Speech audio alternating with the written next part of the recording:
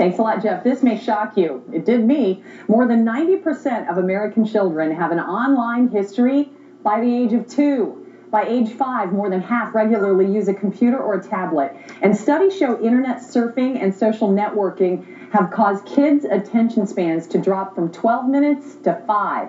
Is the internet making kids stupid?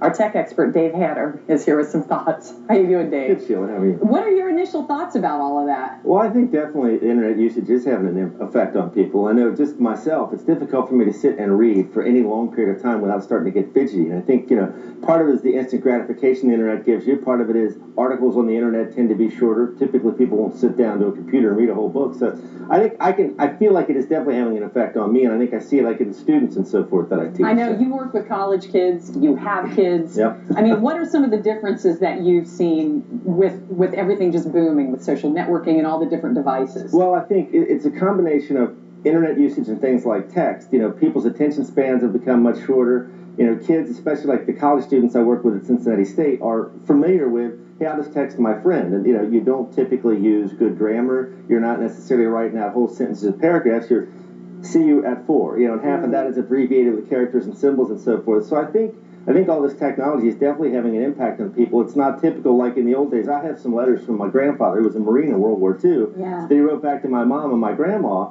and they're 4 or 5 pages in length. They're fairly well thought out, fairly well written. I mean, who would sit down and write a 6-page letter now? You blast out a 2-sentence email. And what about communication skills? I think there's a definite impact on that, don't you? I think absolutely. I mean, as an employer, as a teacher, I definitely see it. Again, I think it's more difficult for people to sit down and think through what they're trying to say. They're used to having these very short, almost like sort of machine gun fire type conversations with people. They're not used to having long, drawn out, real thoughtful kind of conversations. Looking people in the eye. Yeah, I think it's definitely changing the way that people behave and the way people think, not necessarily for the better. I read one article that you sent over from Psychology Today, which said that it's contributing to us not remembering things. Whether kids or adults, we don't absorb information, we don't remember it because we don't have to.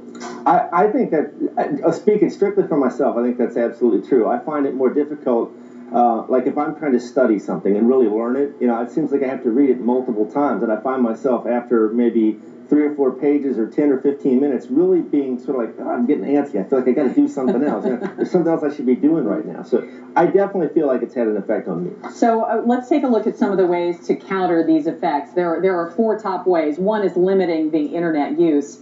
How much internet use do you recommend for kids? Well, I'm certainly no scholar on the subject, right. But I think in general, unless they're doing something useful, like doing some kind of research, working on a paper, you should try to limit it and get them away from the computer, have them read real books, get outside, etc. Encourage other interests. Yeah. I mean, they shouldn't be having all their fun online. They should be having fun outside and with other people, right? Yeah, having conversations with real human beings is always a good thing. Help them develop emotional intelligence, and that's having conversations like, what would you do in this situation, or how would you judge this? Yeah, and how to have empathy and talk to people and understand someone else's point of view as opposed to you're just sitting behind a computer all the time. Right, and then the last one is take an active role in their internet use. What are some of the things you do in your family? Well, we don't let our kids have computers in their room. We keep them out in a public place so you can see what they're doing, because there's all kinds of bad people out there. We do try to limit the amount of time they spend on them. We try to watch what they're doing and make sure that they're not, getting into weird conversations with adults pretending to be children or viewing content we wouldn't really want them to view. So it's just trying to sort of shepherd their use of the thing and not let them sit behind the screen all the time. As your kids get older, do you make them show you everything they do online? We definitely have access to all their accounts, and I mean, we don't sit and watch it like Big Brother all the time, but we'll occasionally pop in, and I've had to have a conversation with my oldest son a couple times, like, you really shouldn't be saying something like that. You need to erase that. Don't do that again. Dave, thanks very much. You're welcome. We have a link to some of those articles that Dave sent over. We'll have that in the big red box today, and also a link to Libertas Technologies and Dave Hatter. Thanks so much. Thank you.